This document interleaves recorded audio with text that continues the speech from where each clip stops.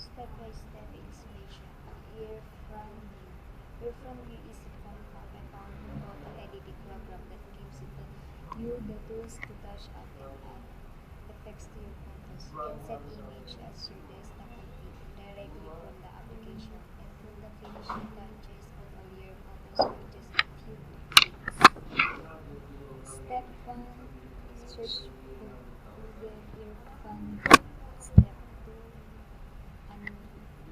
Click the button. Step 3. Click next. Step 4. Click next. Step 5. Click next. And step 6. Click next. And step 7. Click next. Step 8. Click the in for view folder and click the next. Step 9. Click yes. And step 10. Uncheck the start main view and click the down. And step 11. Click next. Click installation successful. Click the OK.